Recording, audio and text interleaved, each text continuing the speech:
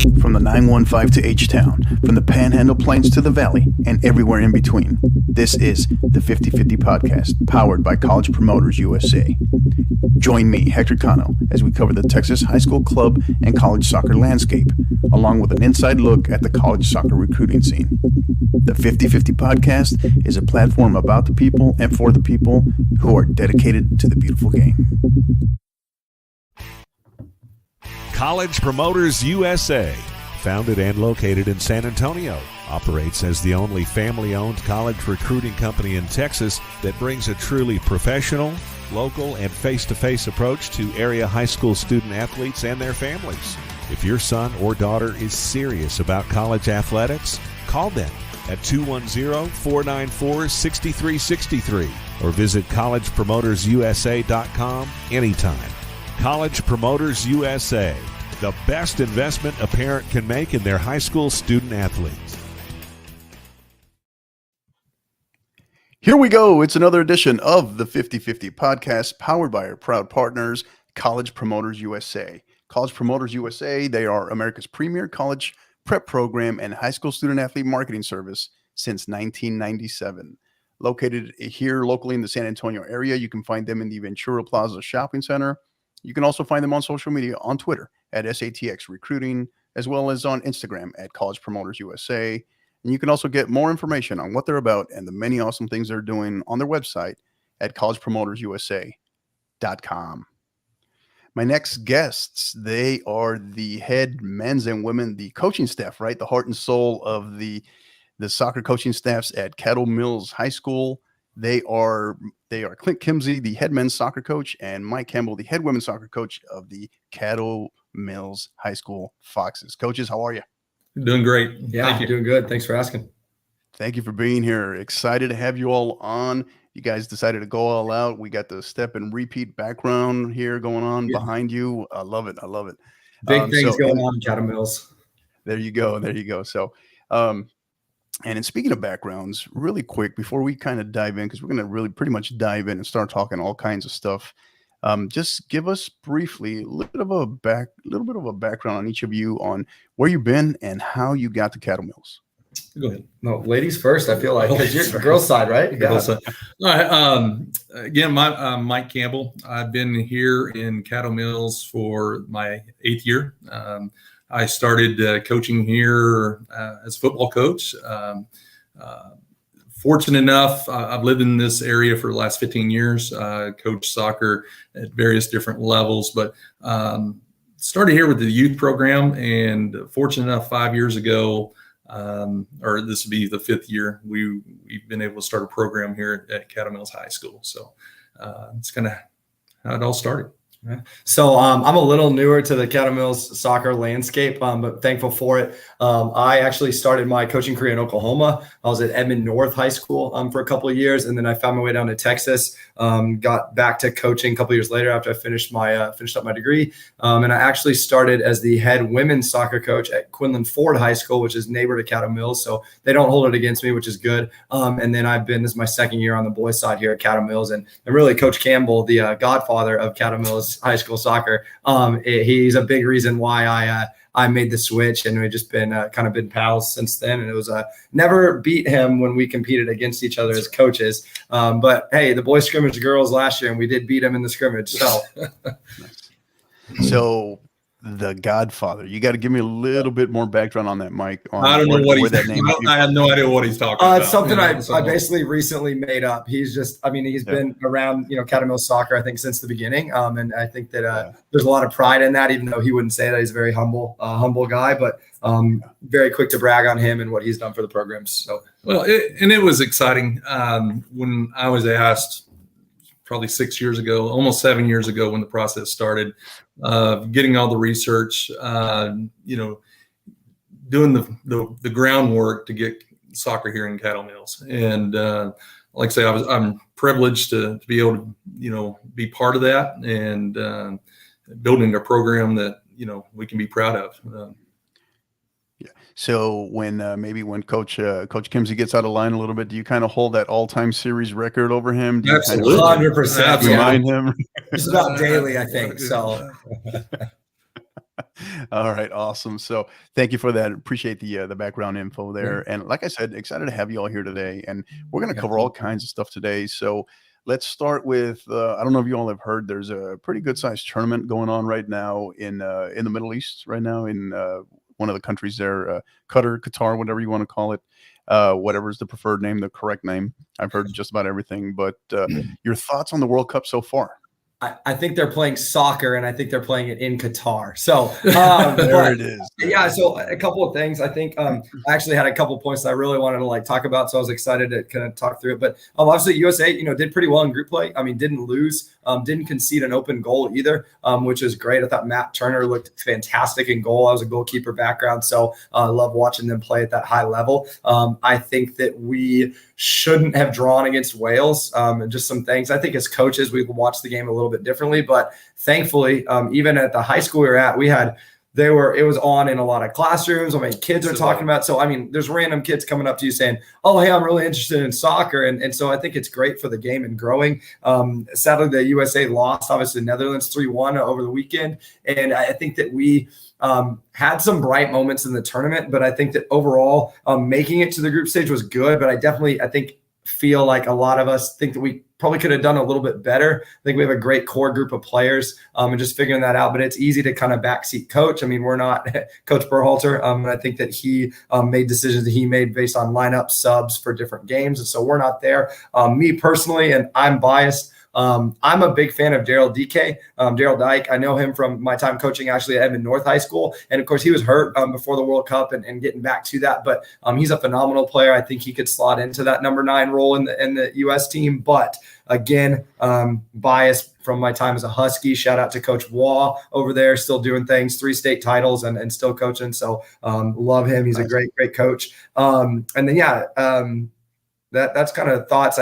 Goalkeepers are good. I think Matt Turner is great. Hopefully Zach Steffen, I think, can get back into good form and make it a competition. And then we got young Gaga Slonina is coming up, is supposed to be pretty dang good too. And so USA, I think, has always historically had pretty decent goalkeepers, especially at the international level. So looking forward to, United 2026, I think. So that's kind of my thoughts on the USA stuff. I know we got some games coming up. We were just talking about this. Who do you think your favorite is to win, Coach?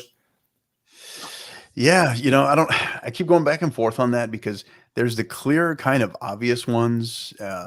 Everyone's really looking at these semifinal matchups potentially, right? As far as from day one, the fact that you knew if Brazil and Argentina won their groups, that they were going to be on a collision course, path, whatever you want to call it, to the semifinal, right? So they wouldn't be able to give us a final. They wouldn't be able to meet in the final. Yeah. But there's all kinds of great storylines here. You talk about Argentina. It is what it is. Potentially Messi's last hurrah versus the Netherlands, and what can we expect from them? What can we get from them now? They weren't very impressive in the group stage. And then versus the US, they clearly, I think from the coaching perspective, I think you saw the difference in terms of game planning and adapting in Van Gaal versus Berhalter. I think it was brilliant from their part, from the Netherlands staff, to be able to kind of use the USA's strength and use it against us, right? In terms of attacking, wanting to come forward and push. And so I don't know. So that's an interesting one there. You got Croatia and Brazil. Everything tells you that if Brazil comes out with another fast start, which they're going to try to do, at some point I'm expecting the legs to just finally fall off on this Croatia group, right? But they just, I don't know, man. They're grinders. They're grinders. And if that goes to, God forbid, somehow that ends up in penalties, I'm not betting against Croatia.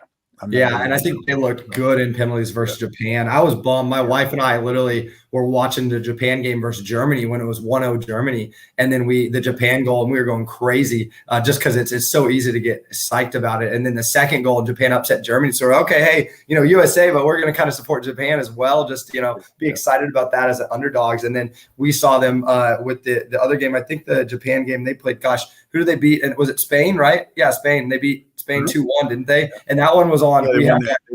The kids showed me. the kids showed me like a stream or something at school. And so in background, we kind of had that on as we were working and doing some stuff. And man, it was fun to see them too. But yeah, they fell against Croatia. And I think that Brazil, I think will probably get them there. And I think Argentina will probably beat Netherlands. And I'm personally England, France. I think that England, France has up to this point potential match of the tournament, I think, written all over it, right? Oh yeah. And this is now where you see this next stage, right? We're past the group stage, and this is kind of one of the things that you saw, right? You saw a couple of things here. You saw some of the contenders from the pretenders, I guess, making it, just feeling their way through the group stage and growing into the tournament, right? Growing into the tournament. Whereas then you saw someone like the US, who they were consistent through the group stage, but you saw, I think it was a learning, right? It was a learning experience for us in terms of that next level, right? When you enter the knockout stage. Oh, for sure. So with England and France, these styles make matchups, and I think these two particular styles, I think, are going to treat us to a special match, I think. And then the one that everybody had on their bracket, of course, Morocco and Portugal, right? Yeah. Right. Yeah. I mean, would you want to bet right now against Morocco? I absolutely not. I mean, I don't think they pull it out, but man, it's going to be tough. It's that shootout, and that goalkeeper was unreal. Was unreal. So I don't know. I mean, Portugal, I tweeted about it last night. This is probably the most fun Portugal group I can recall seeing since, I don't know, probably around maybe either 06 or the 08 Euros, maybe. Yeah, that was a good school. Yeah. Right. So who knows? I mean, it's hard to say. I don't know. I think who I predicted going into the tournament was Argentina. I had Argentina, and they were going on that phenomenal run, everything, and then right out of the gate, right, Saudi Arabia, they lose to Saudi Arabia. Oh my gosh! So so I think, and they recently have had Brazil's number, including in in their Confederation Cup, so the Copa del Rey. So so I don't know if it'll be interesting if we see Brazil and Argentina, what our Copa America, I should say. If we see Brazil and Argentina, because these are two countries that despise each other. They know each other so well, tactically. I think as coaches, that's another kind of matchup that you just have to see, because to the appreciation level of the chess game that's happening is going to be special. Well, I think with what you said about Portugal, it's really interesting to me is that I think one of the reasons why Portugal is so interesting is, you obviously got Cristiano Ronaldo, who's arguably one of the better players. I have Messi slightly over him, but that's just personal preference. I think a lot of people, could debate that. But right. This Portugal team is young, and they have a lot of very, very talented players, and they're putting that together with some of that experience. I mean, it was 6-1 the last game, and Cristiano Ronaldo didn't score, right? So it's like how about the guy that steps in for him scores the only hat trick of the tournament? Only hat trick of the tournament. And probably just won himself about $50 to $75 million in the process. Well, probably, euros, but yes. Oh, for sure. Right. Yeah. So, and that's going to be the other interesting part coming out of this, right? Is the projections of normally the winter transfer market right in January is nowhere near as busy as the summer one, just by virtue of how, you're in the middle of a season versus at the end of a season and the length of it. But all indications are that, or projections are that this winter transfer market will probably be the busiest or big moves that you've ever seen because of the World Cup, because when are we playing a World Cup at this time of year? So that's going to be interesting to see what happens, what comes out of there. Yeah. Oh, for sure. I think that depending on how that goes will be a deciding factor, and if it will ever be in this kind of window again, or if it's going to always stay in the summer. So that'll be interesting also to see. Right. Yeah. Awesome. So Coach Campbell, any thoughts, any additional World Cup thoughts? Well,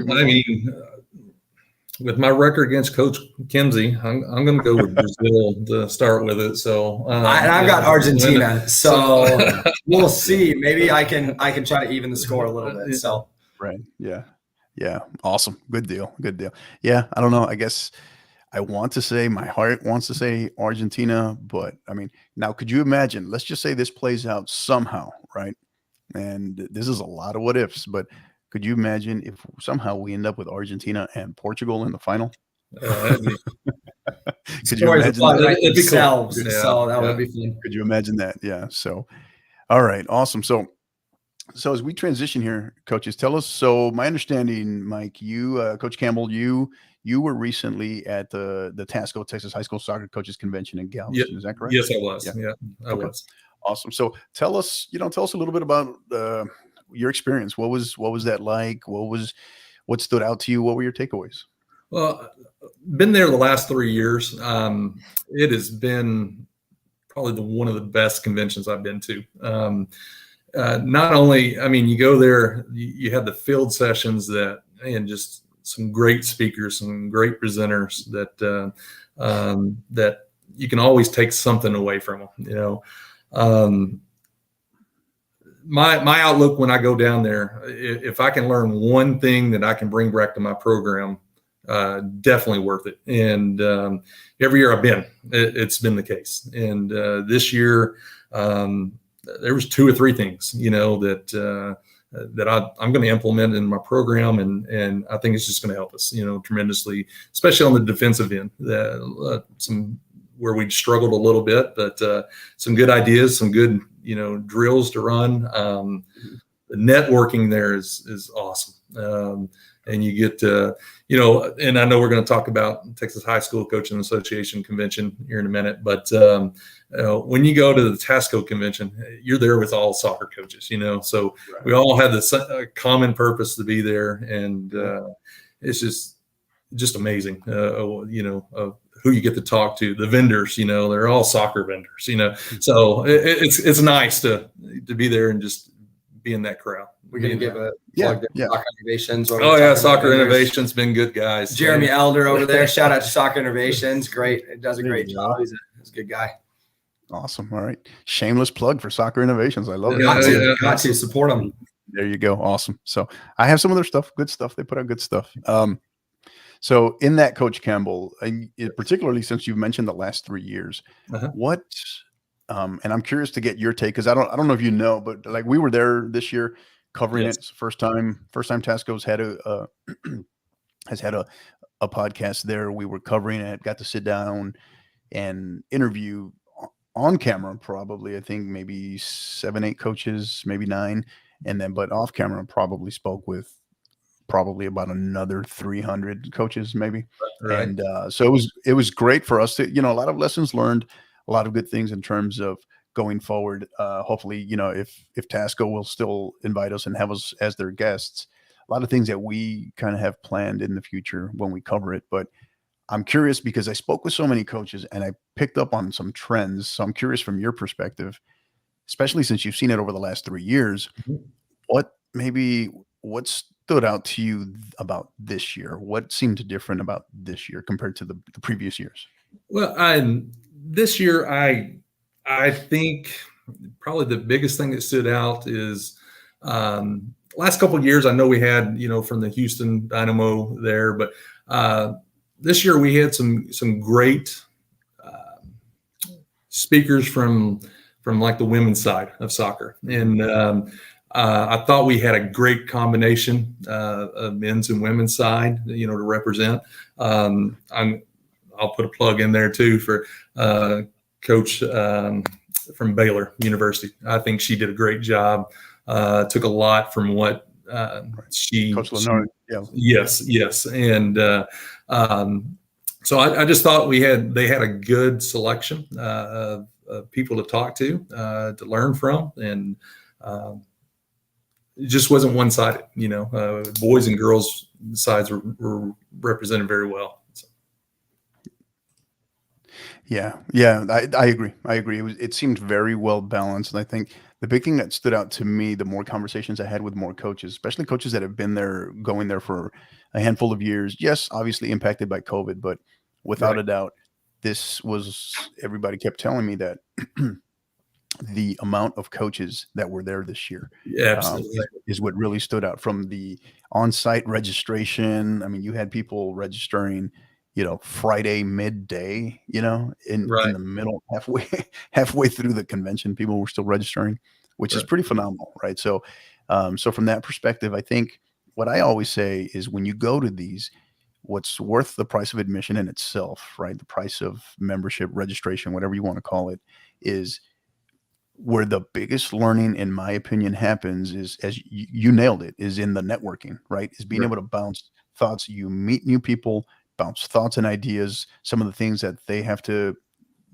work with, that they have to deal with, how they handle it, what works for them. And then in that process, you walk away with, a minimum, a colleague, if not maybe a new lifelong friend potentially, right, within our industry. So, yeah, within our profession, I should say. So, so now, Coach Kimsey, talk to us a little bit. I know you're going to give us a perspective a little bit more in terms of the THSCA Yeah. summer convention. Tell us a little bit about that in general, but then also from the soccer coach's perspective, who shows up and he's lost them. Is it like the Where's Waldo amongst all the football coaches? How does that work? So this is actually my second year. I was able to go to the Texas High School Coaches Association, and I love it. I think the networking is huge. It is really a good time to get together and go. Not only get to know your staff, but also to really learn and grow. And it's pretty great. Between last year and this year, I mean, there's some great soccer sessions there. And I know it seems like it's like, oh, it's mainly just football, but man, they're making leaps and bounds. I mean, the amount of other sport coaches, cross country, baseball, golf, swimming, just all these different coaches that are there is making it well worthwhile for a non-football coach. And the last 2 years, obviously, I've been coaching football and I've really enjoyed that, learned a lot on the football side of things. But with the convention, even I think majority of our coaching staff as a school was able to go down there, both girls and men's side, boys side. And so it really allowed us to grow together as a staff, a lot of new coaches. And then two, we were able to meet up with boys and girls coaches while we're down there. So a lot of networking, a lot of time before it gets really going to invest in one another, build each other up and kind of build that continuity and the camaraderie. I've never been in a place that is more unified in what we're trying to do and kind of together than Caddo Mills. I think that comes down from our just amazing admin, superintendent, athletic director, everything like that. Shout out to Mr. Allison and Coach Crane. They do a fantastic job. But as for the actual convention, I went to several sessions that enjoyed a lot. Met with some good coaches. I mean, it's always a good coach out there. I think the one I really got the most out of was Hurtado from Deer Park High School. He did a phenomenal job on a defensive tactics session and really enjoyed quite a bit of that in his culture and his community and everything like that. So you're always learning, you're always growing. Even met with your last guest, Coach Upton over there. We were talking about logos and ended up we're going to go play in this big 4A tournament coming up that first weekend in January that's got some teams in it. So it's going to be a lot of fun. And that's what it's about. And getting that network, getting that knowledge. I usually come back with several pages of notes and different drill ideas and really a couple different coaches' phone numbers and finding out more and everything like that. So a great time. I know it's going to be is it Houston? It's Houston this year. And they're even making more like, it's something where I haven't been able to go to the Texas, the Tasco convention because the year before I had just had my first child. So my wife and I had our first child like early November. So I was there. And then this year it was just football. We were still going. We were going playoffs. And so I wasn't able to go down for the convention. Eventually, would love to make it down there for the Tasco convention because I, always hear a lot of great things. And I see all this stuff from all the soccer coaches that I know. And I'm like, man, I'm jealous. And he was down there living it up. And so, it's something you miss out on. But it just coaching different sports is great. And we love that. We're big on dual sports at Caddo Mills. We got a lot of guys that do a lot of different things and are thankful for them and that opportunity. But yeah, the convention was awesome. Really enjoyed it. I cannot lie. There was one of the socials. I think it was the Texas Hispanic Coaches Convention, social, that branch of Texas high school coaches. They had this huge social and it was at like a barbecue place or something. And I got like barbecue mac and cheese and pulled pork and my goodness gracious. I still remember it. It was so good. But it was great. Yeah, a good experience all around. played terrible at golf, but that's normal. Yeah. So, but and just to add to that, that it has really grown for the soccer sessions that I've been going that for the last 10 years. And wow, from 10 years ago, you could find one or two sessions. You were doing good, and now just about every other hour, you can find something to go to. So it was good. Right. As I said, the godfather of Caddo Mills soccer. He's got some good experience. So that's great. All right. Awesome. We'll start trending on Twitter. Just wait for it. No. And there's something to be said too about those locations, because I experienced it myself this year. And Moody Gardens does a great job of hosting it. It's a great setup. It's a great layout, and their staff is phenomenal. So big shout out to them. I can see why. If I'm in any part of the state, nowhere near Galveston, my first question is, man, why do they got to have it all the way over there? Right. But then when you go there and you see it, and having been there this year, and just, I can see why Tasco really considers them and likes to work there, likes to operate out of there, because their staff is unbelievable. Their support staff, what they were able to do even for us in the podcast was great, greatly appreciated. I got to experience that myself, and the accommodations, it's a great setup. And I think it was a good experience as well for us for the podcast. And, I'm looking forward to it. I had, as you mentioned, the head coach Upton on here, the previous episode, and man, that guy won everything. He didn't leave anything for anyone else. Everything that they gave away. Got his tech ball table over here. Shoot. Yeah. Other than my man at Corsicana that brought us. I don't know if you heard this story. Brought a bus so he could take home goals. Which saw that on Twitter. That's dedication. Yeah. That's so shout out. Whatever works. We came back with a play segment. Purcell, I believe it is. Yeah. But talking about the numbers that you had mentioned a little bit ago, I'm one of those that messed up. I waited too late to get my reservation down at Moody Gardens, and I tell you, I didn't get a room there. So it's just 2 years ago or a year ago, I waited last minute and was able to get in, without a problem. Yeah. It's growing, and if you want in, you better get in early. So. Yeah, absolutely. And in speaking of that, Coach, so we talk about Tasco, THSCA, their conventions, but more than just that, why, or part of that, but why do coaches, right? Maybe we have new coaches entering the profession, that first year coach, or sometimes we have coaches that they have to try to be sold on the reason why they should be members. What's, from your perspectives, why do coaches need to become, or need to strongly consider becoming members and attend these conventions? Well, just to me, becoming a member, there's just so much more than just going to the convention. Like I say, you get there, you get a good networking system, but I'm going blank, but I can't remember exactly what you get in the membership of Tasco, but it's the game planning software. I can't think what it is, but that's a valuable sports session planner. It is. Yeah. And very, very valuable when you're planning a practice, and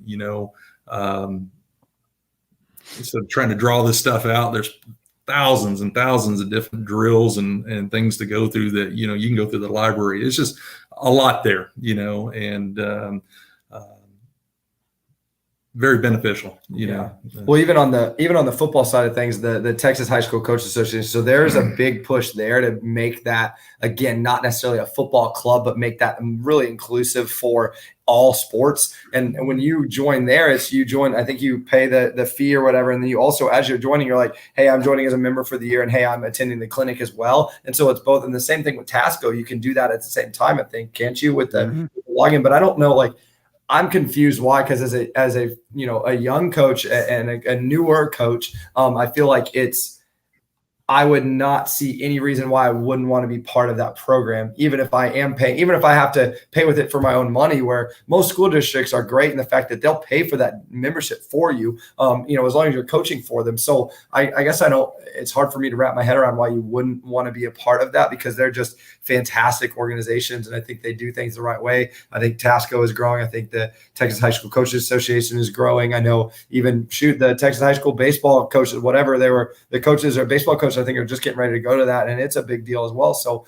I mean, those coaches organizations I think are doing good things for the sports in the state, and I think Tasco especially is kind of leading that. So it's great. And, one other thing I feel that's good about your membership, when the season comes toward the end, you get to recognize your kids, for the all state and the all academic and all the work. And, obviously got to be a member to be able to vote that, but, to be able to recognize your kids, that's what it's about, especially if it's, if they deserve something, let's get them voted in, and, yeah, awesome. So they are Coach Clint, Kimsey, and Mike Campbell, the head men's and women's soccer coach of the Caddo Mills High School Foxes. So, coaches, we talk about now. We start looking at your season, right? Your upcoming season, days away, we're going to talk about scrimmages coming up, but you're making that move, right? That shift from the mammoth that was 11-4A to still a very, very strong district in 12-4A, right? yes. That previous district 11-4A included the likes of, just to name a few, Salina, Anna Melissa, right? With just a behemoth. Monsters. Right. State runner up, it was just several rounds deep, that kind of stuff. Right. So state champion, suicide runner up on the boys. Exactly. So now, you're making that shift in 12-4A, but when you look back to last year, right, and as it propels you to get ready for this season, what was maybe perhaps that biggest lesson learned as you prepare for this new district this year? You want to start first, or go ahead? That's fine. All right. He likes to talk more.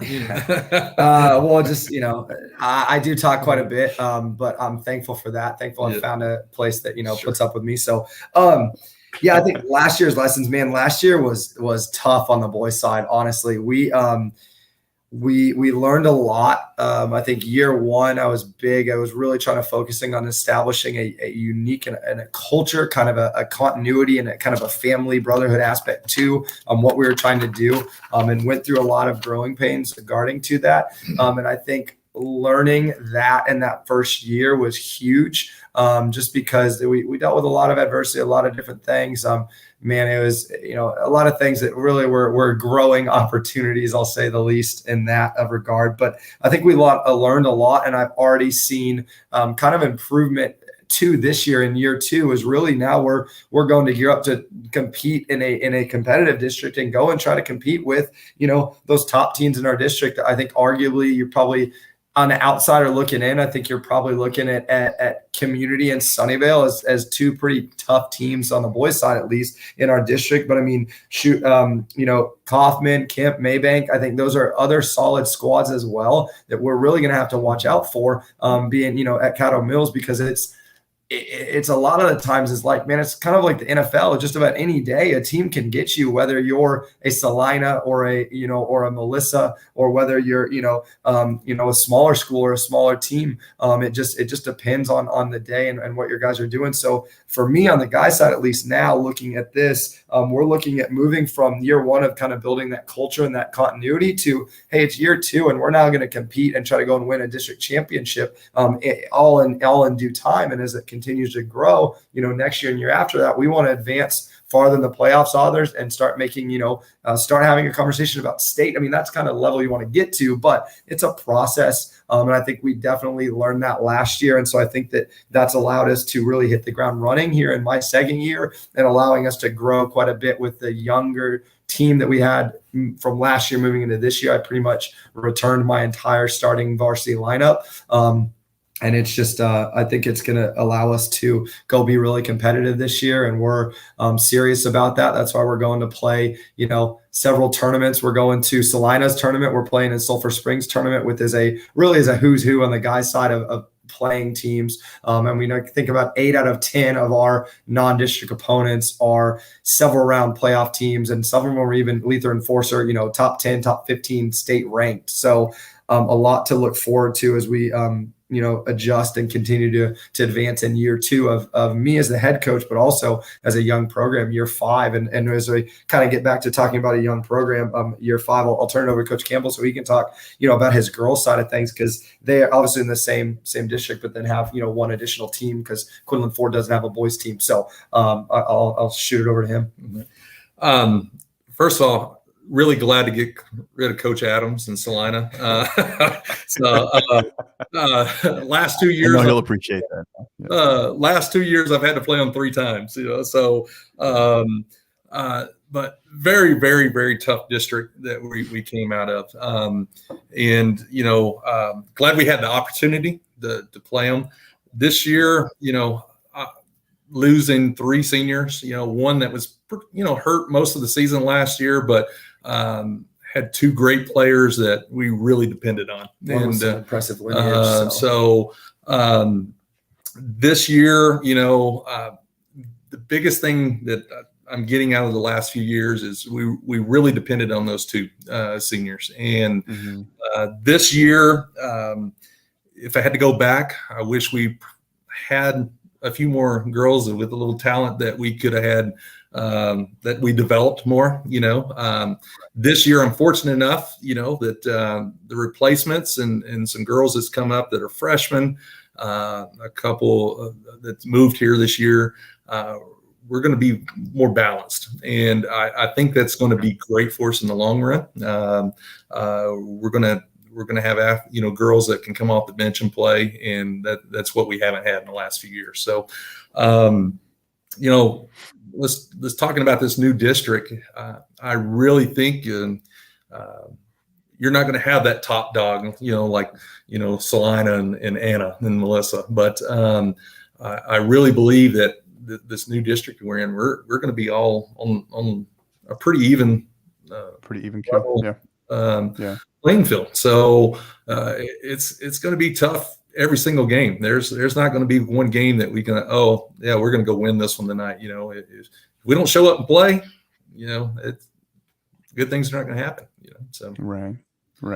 I think I'm sorry. Go ahead, Coach. Well, I was just saying, I think with district games, my guys, we learned this quick last year, is like every district game is a must win. I mean, you're playing 10 games. And so really make playoffs, you've got to go 5-5, 6-4. I mean, so you got to win more than you lose. And I know that, football in Texas, you play district, you only play 5 games. So it's like district games are even more of a premium. But now, I mean, shoot, on our side, so without a girls team for Quinlan, I mean, we're playing 10 district games. I think Coach Campbell, they're playing 12. And so it leaves, you don't have a lot of room for error. You really don't. And so you got to go and play a great game every game to really have a chance at being, one of those top teams to advance. So it's going to be a lot, I think, kind of adjusting from last year to this year, but excited about the upcoming season. A lot of things I think we're going to do, maybe implement or do slightly a little bit differently, everything like that. And so, looking forward to all those things that we're going to be doing with this upcoming season as well. So,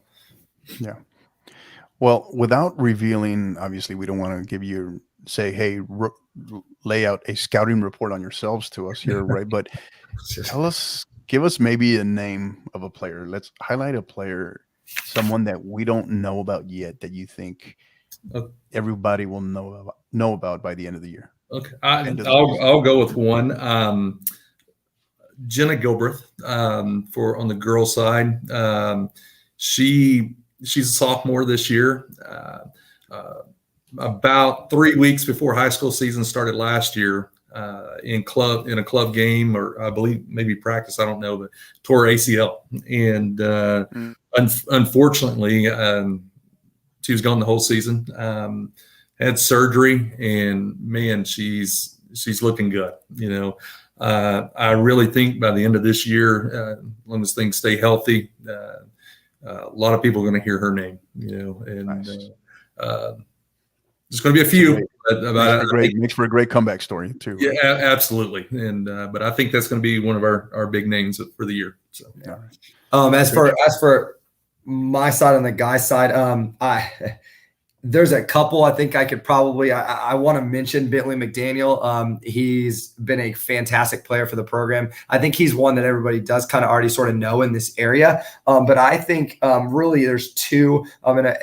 the roster, I think top to bottom has improved from last year. It's a lot of the same guys, but last year we were missing one of our guys for several key games, and that's Davion Page. He's a senior, and I think he's been involved with the program. Has been really good, but he didn't get a chance to showcase, I think, his skill set last year. Was out for some various things, but this year is coming in, and I think is going to have a great senior season. And then the other one I'd really love to mention too is Connor Hayes. He's going to be a freshman for us, and I think he's got potential to be good and probably compete for a starting spot. And so without giving, talking more, I mean, I could list several of these other guys. Even our junior class is solid, great seniors. But I could list several of these other guys. But it's just, talking about one, and I mentioned three. So it's like, it's hard to not talk about those guys, but that's every program. I think you're going to always have those guys you're excited about, you want to talk about. And really, I'm excited about all of these guys, and even some guys I've had from last year that were JV guys that have now worked their tails off and are going to be on varsity. I'm excited about those guys and seeing their growth. So it's going to be fun. Yeah. Well said. You tell us, we talked a little bit about tournaments, right? Now tell us what's, obviously this is the week, right? Scrimmages began. Tell us what's on tap for first scrimmage, where, what time, who you playing, when. So I'll go first. I'm pumped. I don't know if you've had a chance to ever meet Coach Austin Guest from Midlothian High School. I'm not sure if you've ran into anyway. So he's been coaching over there for a while. Has got a great experience, runs a fantastic program. I actually, a couple of years ago, almost went to kind of work for him as an assistant, and then ended up getting, some stuff squared away and ended up getting a head coaching job down the line. But he's fantastic at what he does. A great program over there. A lot of club players. They're a 5A team. They're very good. And so we're going to scrimmage them on Friday, December 9th, which is, could be, I guess, a good birthday present for me with coming up, or maybe not as good. Just depends. I mean, they're dang good, but we're blessed in the fact that we have 3 teams this year on the guys side for the first time in program history. I mean, I had about 60 guys come up for soccer this year. So thankful for that. And so we're actually going to go scrimmage. We're a 4A. We're going to go scrimmage a 5A, which is double our enrollment at their place. And I think it's going to be a great opportunity to kind of see where we're at this first scrimmage date.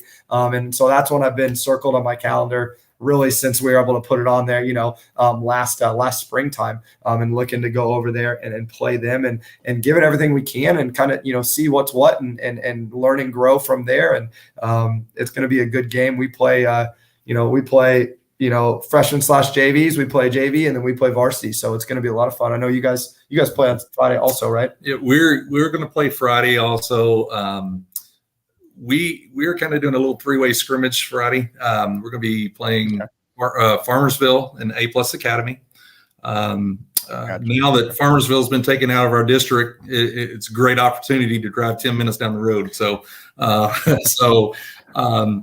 with original thoughts that, thought maybe this might be a little bit rebuilding year for us, even though I'm only graduating 3 seniors, it was a big part. We're still a very young team.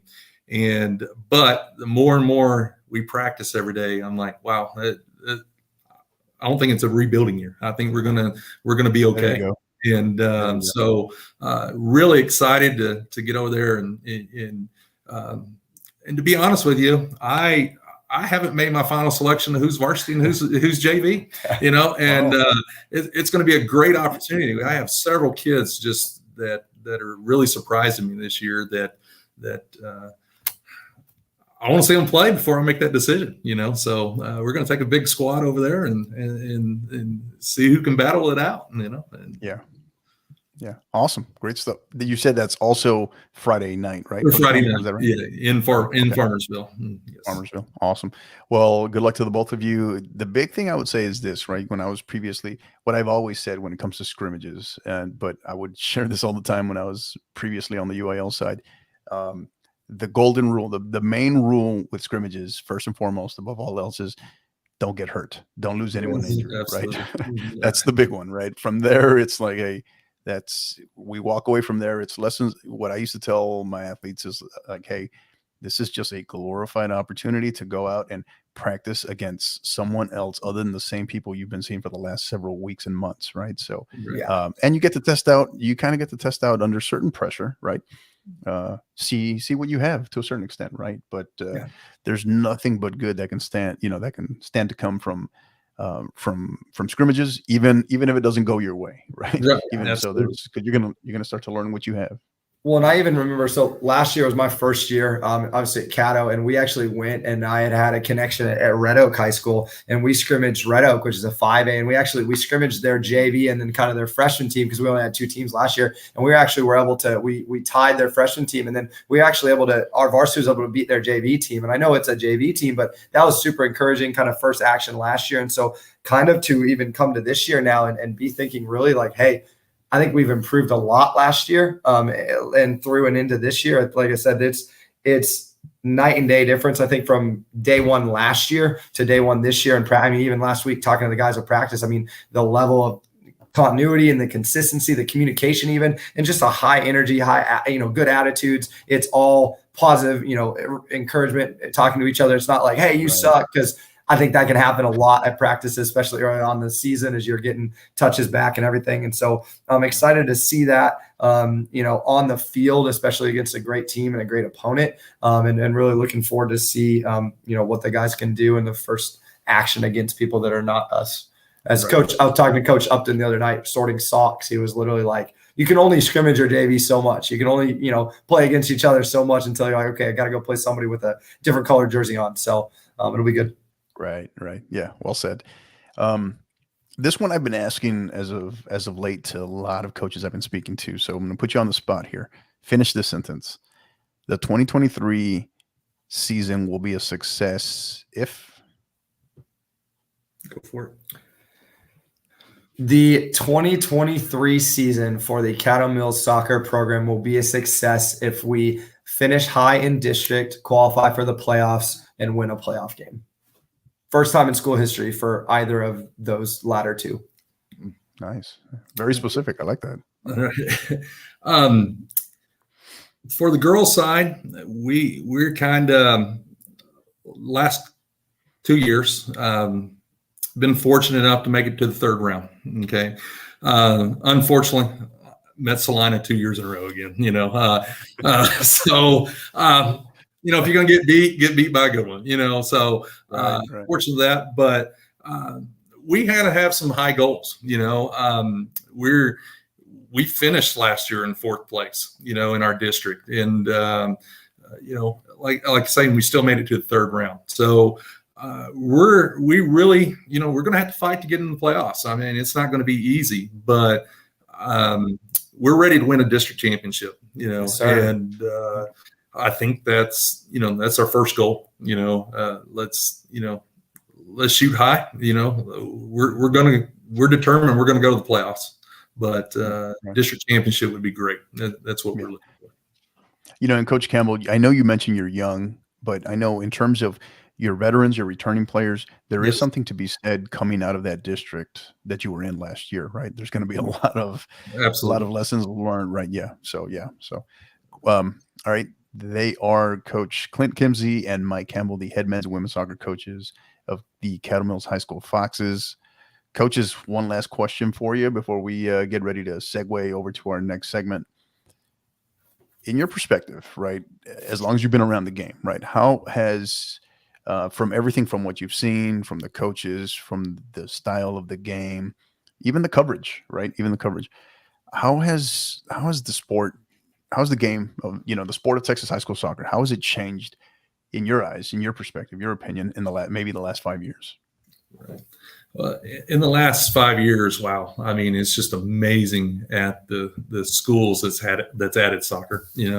When we first started, there was 5 people in our district, that was, almost seemed normal, in the 4A, especially out in the Northeast Texas area where we're at, is just grown. When it seemed like when we first started, when I was the first head coach here, a lot of coaches didn't have a lot of experience, now you play someone and man, they have 5, 10, 15 years experience, so you have to really be on your top notch to, play these guys, very knowledgeable, sheer numbers that that we have now is just amazing. We suffer out here where we're at. We use the Dallas Tasso Association for our referees, but with as many teams that the Metroplex has now, we can't, being 4A, we can't get referees. And I know that's a problem all over the state, but even the last 5 years, we have not been able to play a game on a Tuesday, Friday night here. We just can't get referees, and so it's a challenge for us. Right now we play a district play on Wednesday and Saturdays, and with that issue, I miss some kids on Wednesday night that, for church activities, and I can't fault them at all. That's something to go to. On Saturdays, we compete, with FFA and, a lot of different things that go on, that we're small, and we deal with a lot of those, issues that our kids are in multi activities, but as we grow, like I say, it's fun to see all the schools that are adding. And in fact, we're going to go play, I believe, Aubrey in a tournament. This will be their first year. So it's just, it's fun to see these schools popping up and the sport growing. So. Yeah. Well, and especially with the sport growing, even like I was looking at already looking ahead, but the district that we will match up with for playoffs, you've got Frisco Panther Creek is a brand new school this year. And so they're going to be, playing soccer first time there, but I mean, that's Frisco. So it's going to be interesting to see that. But from our perspective, really from my perspective, so I've only been a part of Texas high school soccer the last 3 years. And so this is kind of what I've known thus far, but I played high school and club soccer and college soccer in Kansas, and then a little bit in Oklahoma as well. And then I coached Oklahoma high school soccer for several years, and then I'm now in Texas. So some big differences I've seen through that is one is harp on what Coach Campbell said. It's growing. I mean, and it's growing big time. I think you looked at my oldest brother, he coaches lacrosse, and that's a very fast growing sport as well in the United States, but soccer in this area is booming. And then you have the World Cup this year too. So I think that there's a lot of interest and there's a lot more desire and there's a lot more community support put towards soccer. And we're beyond blessed and thankful to be at Caddo Mills because, like I said, I'll sing praises to him all day long. Coach Cody Crane is our athletic director, and he truly cares about the success of every single sports program that we have. Shoot, if we had a badminton team, he'd probably be out there setting up the rackets and the thing, and he'd be all in. And so he wants that success. And that's I can't even tell you how inspiring that is as a coach to be supported by my athletic director in the daily minutia of coaching high school soccer in Texas. And that's the head football coach who is literally dropping everything to come help you set up cones or move a goal or whatever. So that's huge. It's growing a ton. Even talking with some of my guys on that is I think there's a difference from club in high school in the Texas area. I think club is a little more of the, I don't want to say like tiki-taka, but it's much more like, I think possession based, a lot more passing. There's a little more technical sides to it. But I think the high school side of things, both coaching and playing in Kansas and Oklahoma, and then here is high school is very physical. I think boys and girls side, it's extremely physical. And I think that some of these younger, like, I shouted out a praise to my freshman coming in. He's a high level club player, but he hasn't played high school soccer yet. And he's going to notice how physical it is so quickly. Mm-hmm. And I think that makes the high school game unique in the fact that it's very physically and mentally demanding. And I think Coach Campbell said it is the schedule is brutal. It is brutal. I was lucky enough to coach at a 6A in Oklahoma. And so we played Tuesday, Friday, and it was great. Wednesday, Saturday is rough. Because I am a interim youth pastor on the side. And so I have different stuff on Wednesday nights. And so, but we play. And so I make that schedule around that when we have games. And Saturdays, you're losing a whole day of rest. You're losing a whole day of travel ball or of family time or anything like that because you're playing on that Saturday. But I think it shows the level of dedication that a lot of these kids have to go and to have a full school week and practice 4 days a week and have a game on Wednesday and then go out and compete their butts off on a Saturday. I don't think you see it in other sports. So I think I don't think you see that specific kind of a situation and dedication to it of, hey, it's a 6 days a week thing, regimented 6 days a week. Whereas, football is very scheduled and very specific, and it's fantastic. And they're watching film on Saturdays and coaches are meeting on Sundays. But having a competition on a Saturday regularly, that it changed this perspective for sure. So I think it's going to continue to grow, and hopefully we're going to be able to have these kids that are young, they'll be able to go on and be able to maybe get trained to be refs, to get more refs, because being a referee is a thankless job. I do want to shout out John O'Kane. He's our ref assigner for all the crap that I think the refs have to put up with and the scheduling for the coaches and everything.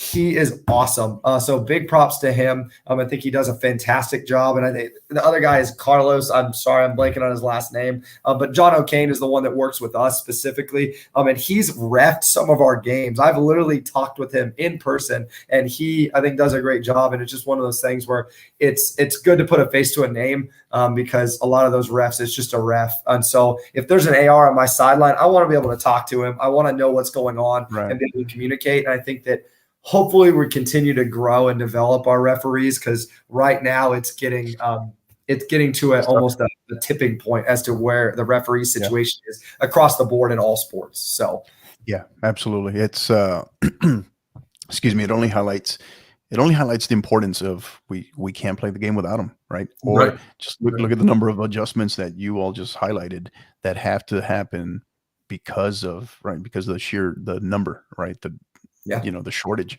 So yeah, and you're right. I mean, you hit the nail on the head in terms of it's a, dare I say, I don't know, epidemic, whatever you want to call it, but you're seeing it across the country. You're seeing it in multiple sports, and it's just the pandemic has just further compounded that, I guess, coming out of the pandemic. So yeah, no, a lot of great points there. Thank you for sharing that, coaches. Quick shout out to my fellow colleague from Inside Texas High School Soccer, Coach Rafa Castorena, wishing you all luck in 2023. So appreciate it. I know you all will be listening to future episodes of that as well. So shout out to Rafa. So coaches, this has been great. I know you're going to stick around with us for our second segment, Counterattack. We get to have some fun. Not at your expense, but we get to have some fun with you all a little bit. So don't go anywhere. We'll be right back after a quick word from our sponsors. College Promoters USA, founded and located in San Antonio, operates as the only family-owned college recruiting company in Texas that brings a truly professional, local, and face-to-face approach to area high school student athletes and their families. As the lead sponsor and proud supporter of the 50/50 podcast, alongside Coach Hector Cano, College Promoters is proud to be elevating its support for the college soccer recruiting process more than any other service in the country. If your son or daughter is serious about competing in college soccer, call College Promoters USA directly at 210-494-6363 or visit collegepromotersusa.com anytime. College Promoters USA, the best investment a parent can make in their high school student athlete. All right, and we are back with Coach Clint Kimsey and Mike Campbell, the head men's and women's soccer coaches of the Caddo Mills High School Foxes. All right, coaches, counterattack. We ready? Oh, we'll see. Always ready for the counterattack, dude. Let's go. Foxes, stay ready. There we go. All right, there you go. All right, first one that I love to ask. Now, all of these apply as coaches, not as players. Okay, so you got to put the Godfather hat on there, Coach. Okay. All right. Any game day superstitions or rituals? Oh, 100%. I wear the same socks and the same undergarment for every game. I wash them, but it's a thing. I don't know. I'm not gonna lie. They have one of them has Yetis and the other one has it's Buddy the Elf socks now. I used to wear my wedding socks, but I wore them so much that they were gone. So had to get new ones. We appreciate you prefacing that, Coach. Thank you.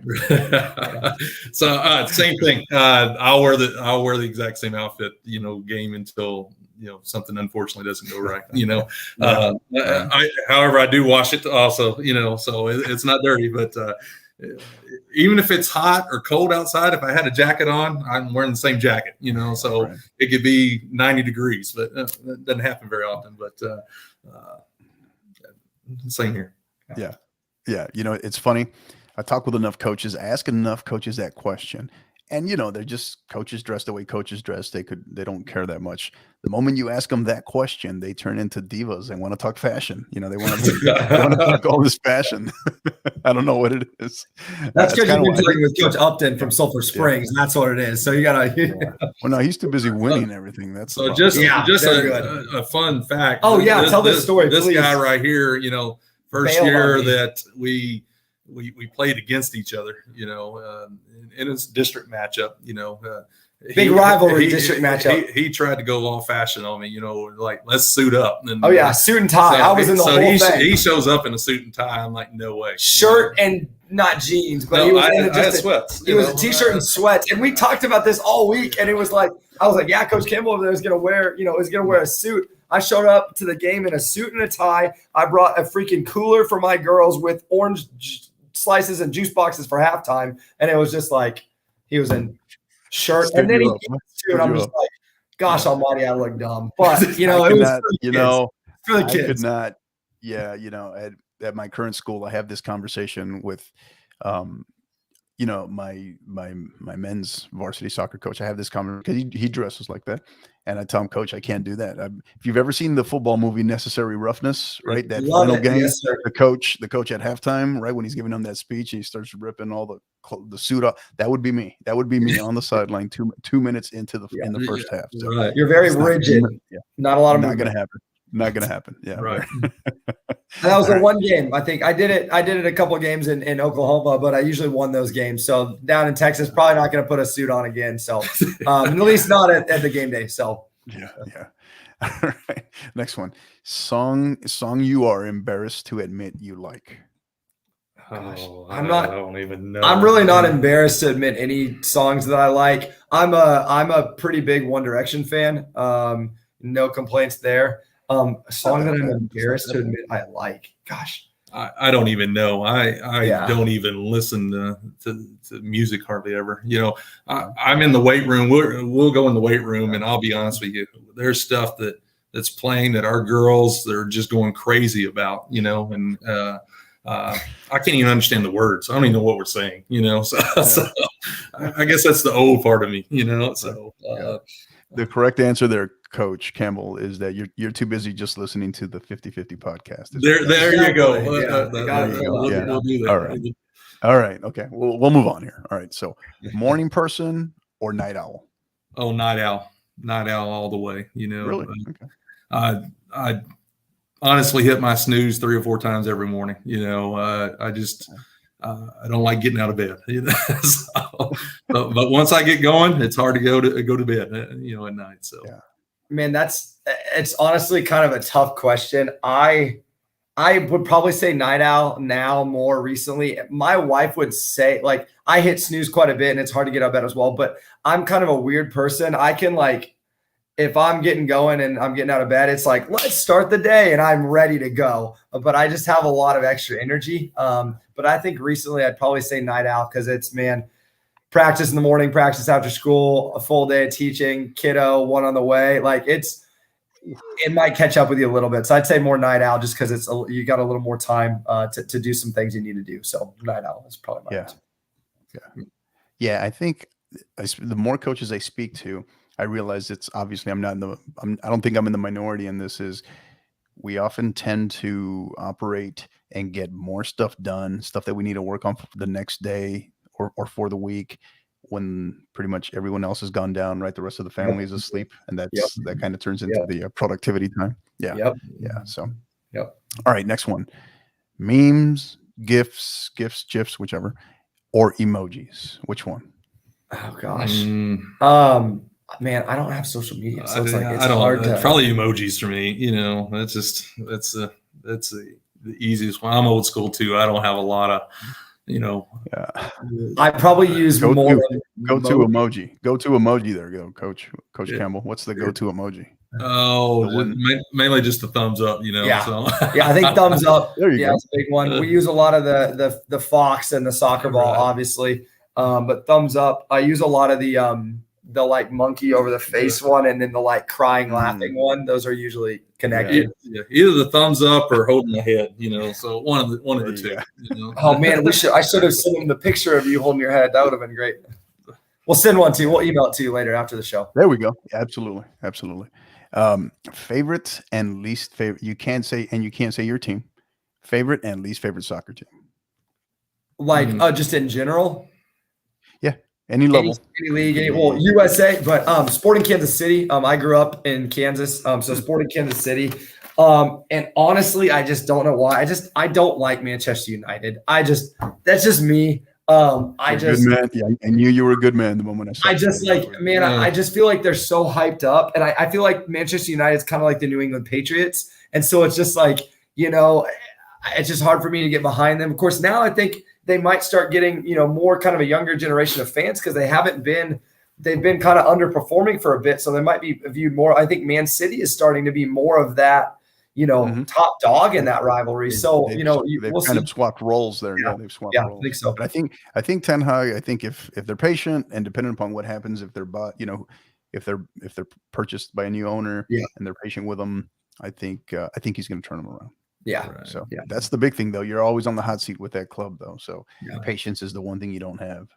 And I think personally mine and it changes, but being on the girls' side, I really just like watching the U.S. women's national team, play and encourage, our kids to watch, what it looks like at the next level. I don't have any particular college team, but I love sit there and watch college women's soccer. Heck, UCLA women's had a great game. Right. Yeah. And so no one particular team there. I just enjoy watching it, and I try to get out and, a lot of in the 100-mile radius of here, there's a lot of good college games that you can just go out and watch, that's just fun to get out and see them play. Mm-hmm.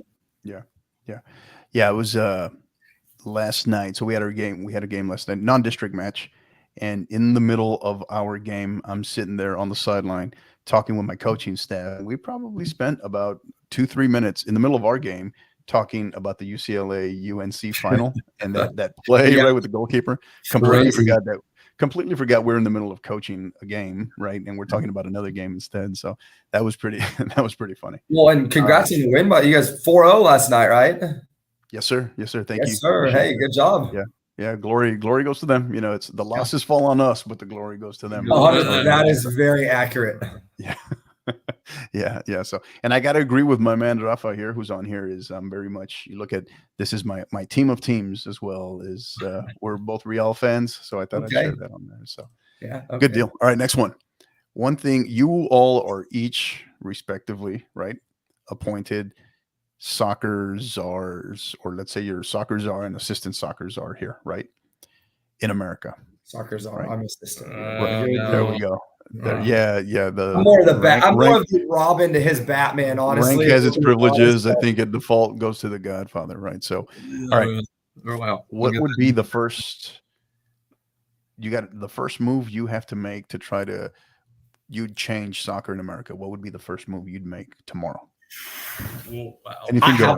Go ahead. I personally, I think that at the high level, and then it'll trickle down, I think we would need to institute a relegation system, because I think with MLS growing big, and then you've got USL and USL2, and then I think if we could get a relegation system, even of top tier and then second and third with, pro, and there's even MLS2 or MLS Next or whatever that second league is. I think a relegation system, that would be my, just right off the cuff, haven't even thought about that, but relegation system, I would say, I think it could be helpful for us. There's so much more out there beyond just MLS, right? We talk about just USL. And MLS continues to try to be exclusive. Mm-hmm. And I think that's what makes, for those of you that know, excuse me, the USL Championship and just the lower divisions within USL, it's a phenomenal league. It really is, and I say that I say that having experienced, I mean, you know, we here in San Antonio, we experienced a great championship season, right? With San Antonio FC. Yeah. winning the WSOC I watched championship. that. Yeah, I watched that game. They beat Sporting Kansas City in one of the semifinal or something like that. Yeah, it was. No, I think you're talking about Swope Park. No, it was, Or no, Louisville. It was Louisville that they beat in the final.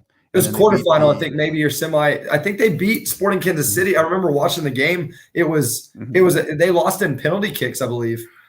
Sporting Kansas City did. It's SFAC won that one, I think. Okay. All right. How about you, Coach? Well, in the upper levels, and this may be a very unpopular statement here. I don't know. If I had to get rid of something, it would be VAR. Oh, wow. Okay. Old school, the Godfather. Okay. I just don't like take it out back. I just don't like the game being changed by video review. I just like it. There's human error in everything we do. And I kind of miss that. I mean, there's a lot of mistakes made, but back in the day, you had to live with that, and right. I don't know. I like that. Well, there is an argument to be made that even with VAR, there's still human error. Absolutely. Right? Absolutely. Right. Yeah. And, okay. Good deal. All right. Who would play you in a movie? I've actually doesn't have to look like you. Doesn't have to look like you.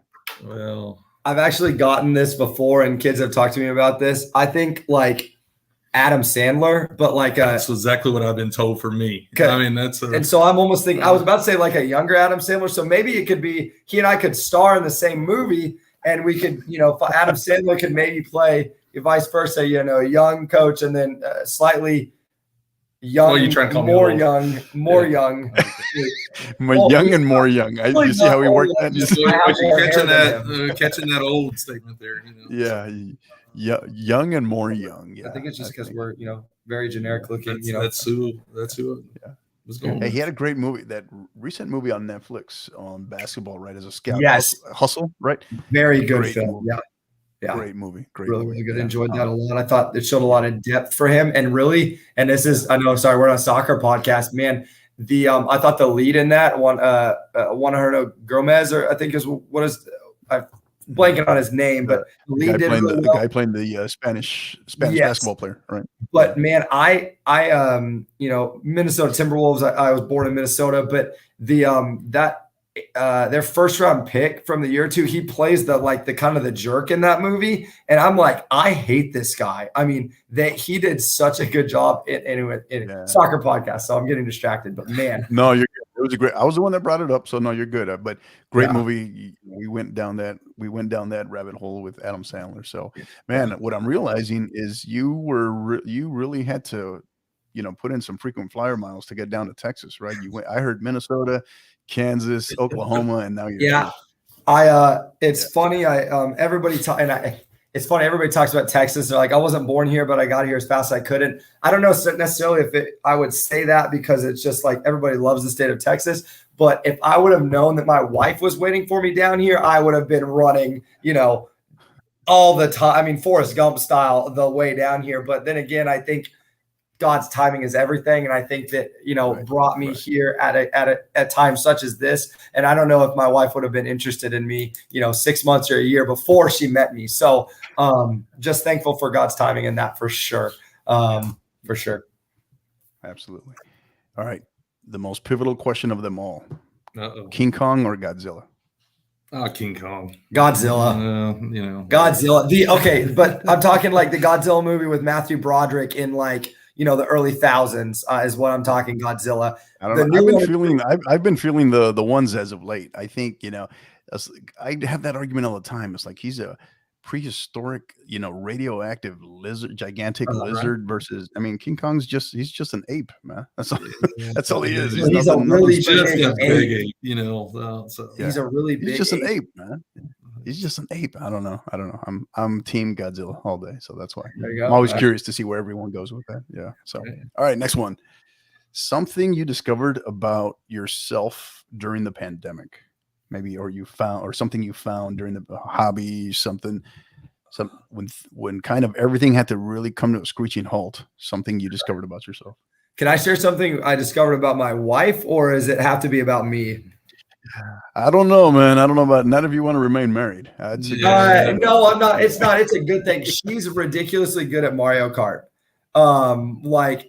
She works from home, and so during the pandemic, I was teaching the school I was at. I was teaching, remotely, and so most afternoons we'd have a little Mario Kart o'clock, and we'd play, a little couple rounds of Mario Kart, and she's pretty dang good. So that was fun. That was kind of a hidden talent I think we didn't know she had. So small. Yeah. Well, I think with me, I've always been a little bit organized, maybe not as good as I should be, but during the pandemic, my wife was still at work every day, and we all know, with the toilet paper shortage and everything. So I had, by the time that pandemic was over and I was able to go back to work, man, I knew what store was getting what on what day. I was out and about. I mean, all masked up, but I was out and about every single day. I had a schedule of what time to get where, so, we never went without anything. I can tell you. What was the hardest item you had to work to shop for? Man, was it toilet paper? It probably was toilet paper, to be honest with you. I mean, that was probably the hardest thing to find, found food items probably wasn't what we wanted or what we've always had, but at least you can find something, but it did get a little worse on that time. So on the toilet paper, Yeah. When we were first entering the pandemic, if you will, my daughters, my daughters kept asking me about what's the deal with toilet paper. Right. And, it was always that conversation, that attempt at an explanation never ended well, because Right. it was like, I could never come up with a legitimate nothing.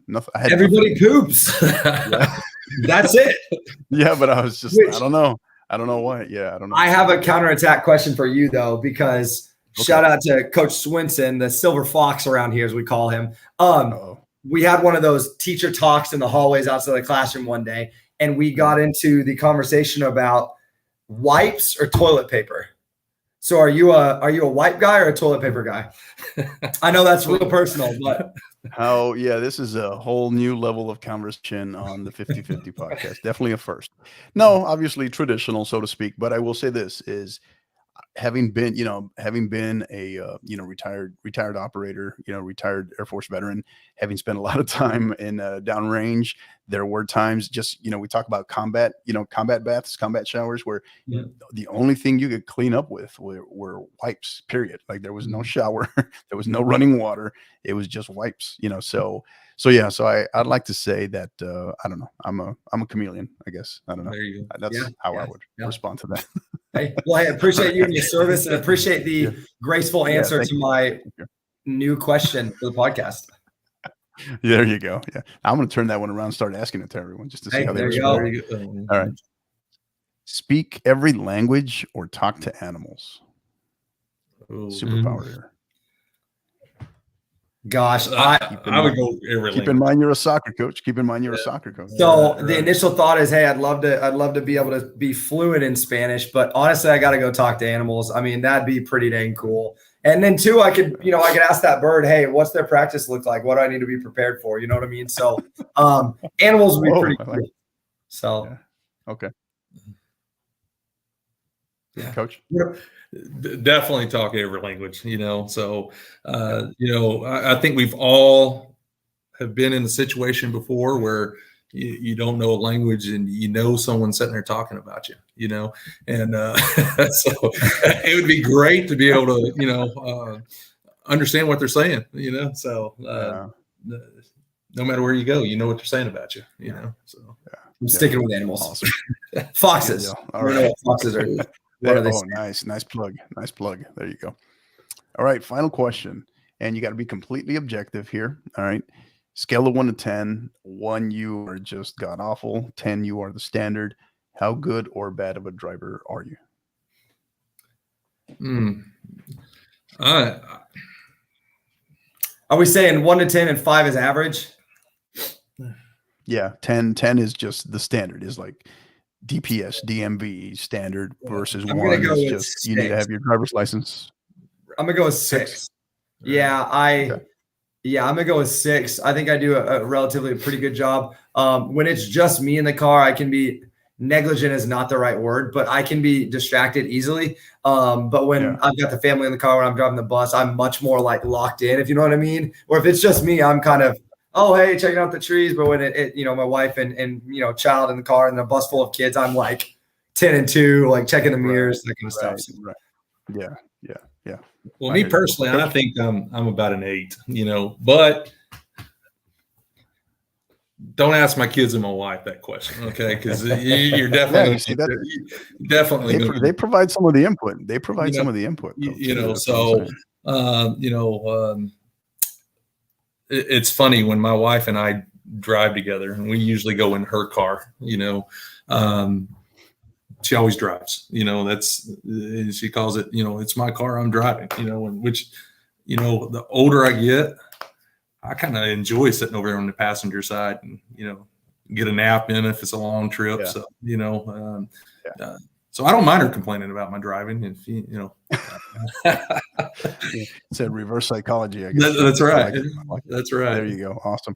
They are Coach Clint, Kimsey, and Mike Campbell, the head men's and women's soccer coaches of the Caddo Mills High School Foxes. Coach, this has been great. Coaches, this has been great. Thank you for being here. Had a blast with you all. And really looking forward to being able to cover you all this year, and definitely wish you all and your programs just a ton of success on and off the field. Everyone remaining safe as well. Yeah. As is customary, before we go, we like to kind of give the floor to each one of our guests and just kind of share, whether it's shout outs, thank yous, or just what's on your mind, something, final thoughts, as we call it.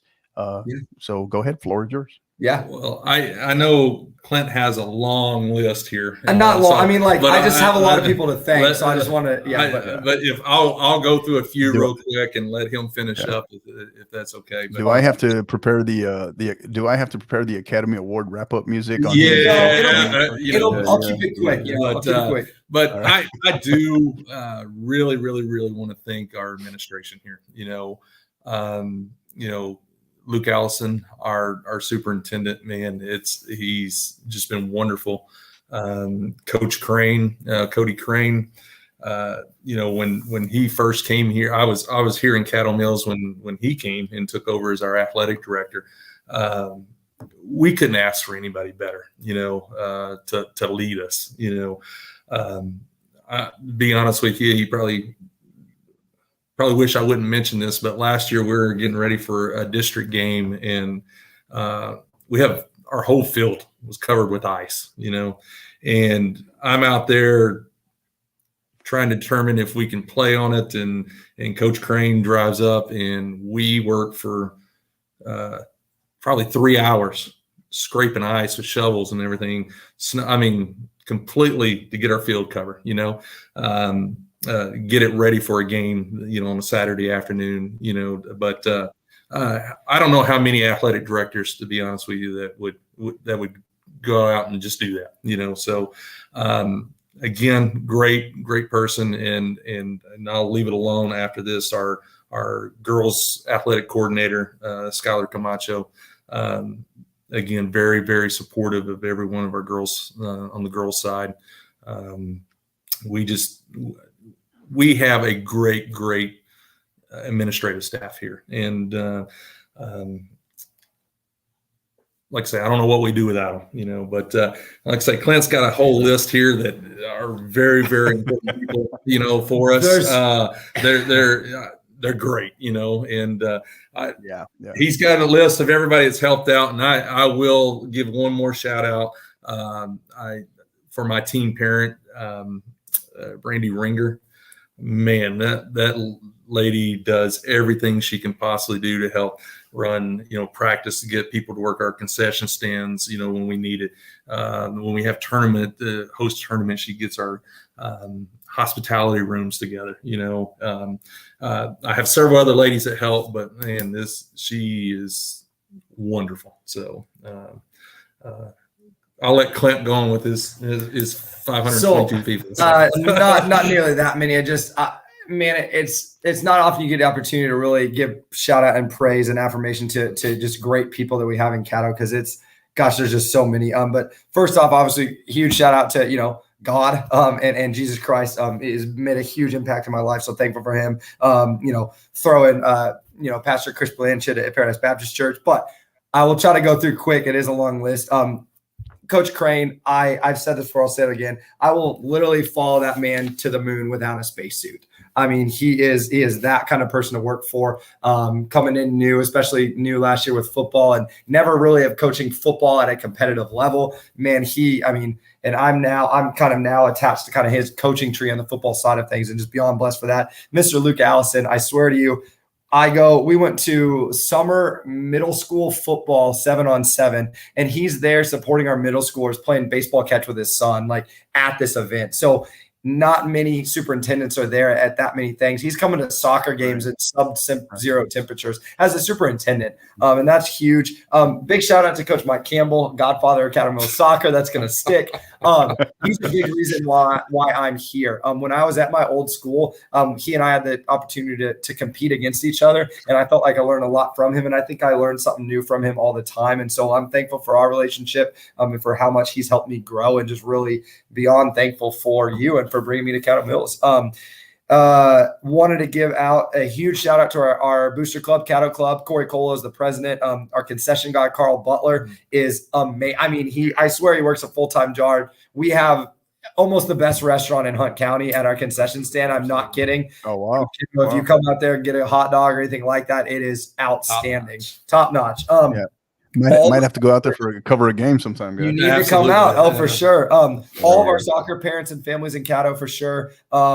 Specifically, Tommy and Ashley Washburn, the McDaniels, the Ivies, Ashley and Zane Brown. Ashley stepped up and is my kind of concession coordinator. Lindsay Eubank stepping up and be my parent rep for our booster club. Our admin here is great. Mr. Greg Hodges, Kayla Weir, Drew Bennett. I'm sorry, there's so many people to say good things about in Caddo. Well, really, I'm not sorry. I know I'm taking up more time, but Sam Day in transportation, I swear he's our transportation director, and he drives bus routes. Shoot, he'd probably drive my soccer team to a tournament if he needed to. It's that kind of level of commitment.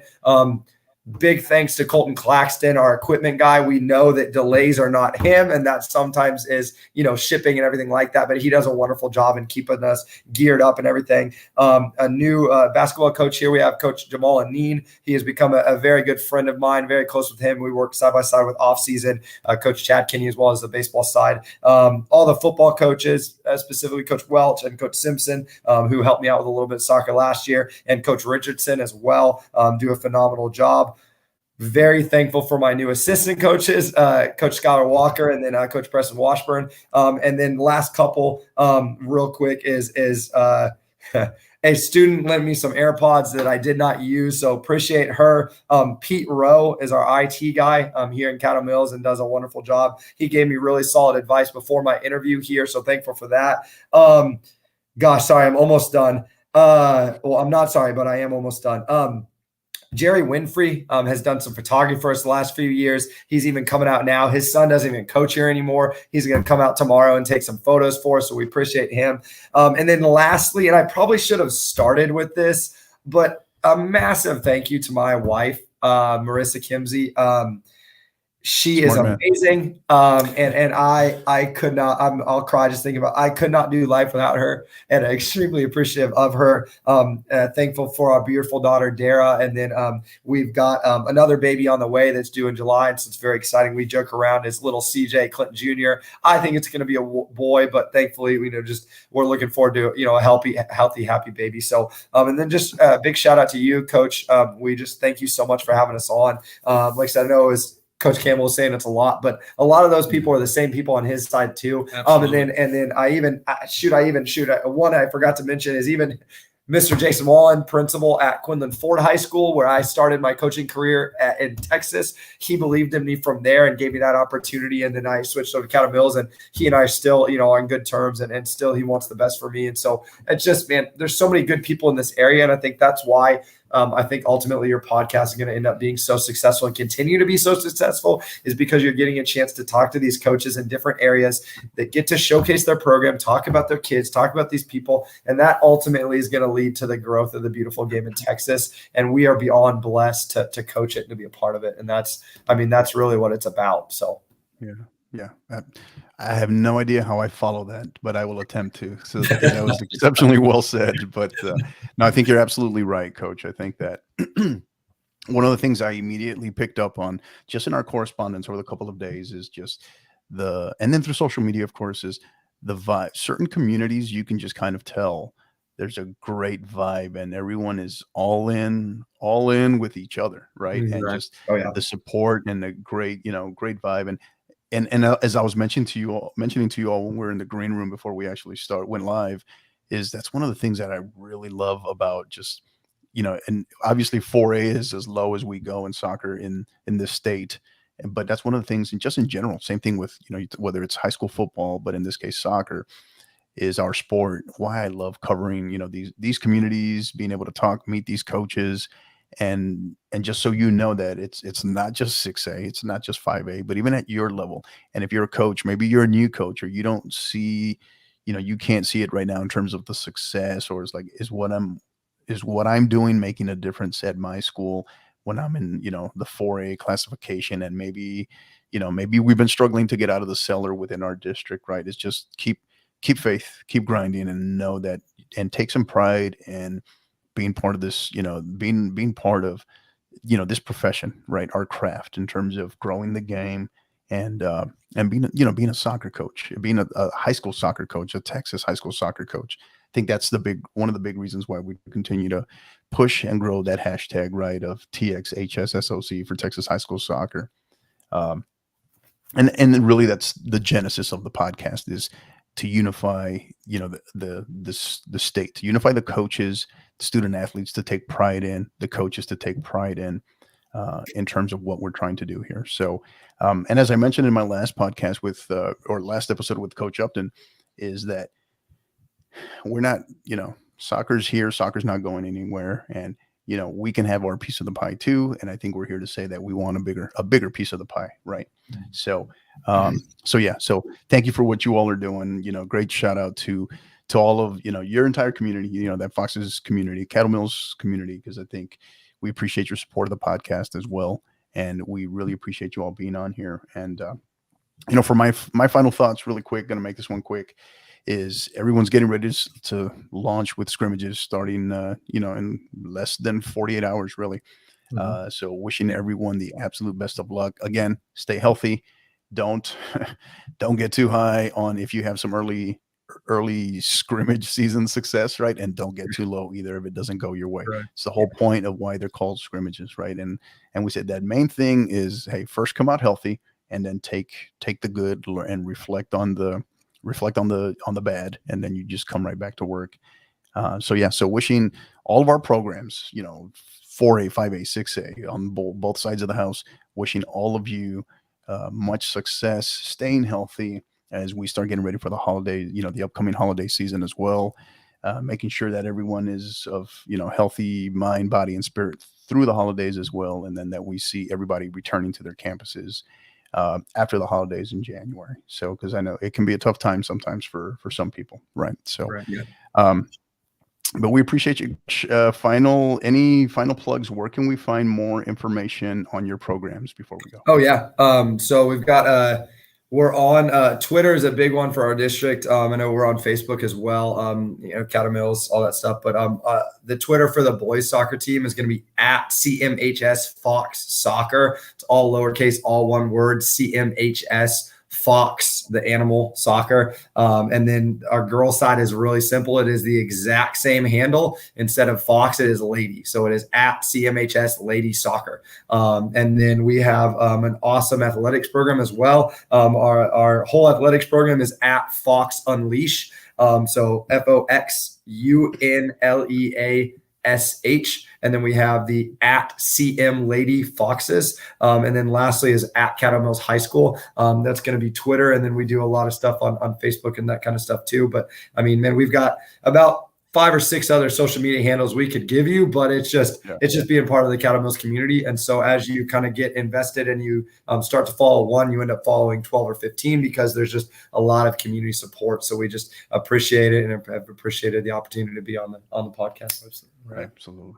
I love that motto. I love that handle, Fox Unleash. I love that. That's pretty awesome. I like that. Yeah. So, so that's going to do it for this episode. Again, coaches, thank you for being here. Thank you very much to our listeners, to our supporters. As we always say, we're never too big, always humble, always try to remain humble, grateful for you all. You're the reason why we do it. Being listened to now, for the life of me, no idea how it happened, but always grateful for it. Being listened to now in 41 countries, eclipsing what we expected in terms of goals for downloads as well. So thank you. Remember, continue to like, rate, subscribe, go on YouTube and subscribe, sign up for hit that bell, sign up for notifications for future episodes. And again, you can find us on social media, on Twitter at 50_50pod. You can also find us on Instagram at 50_50 podcast.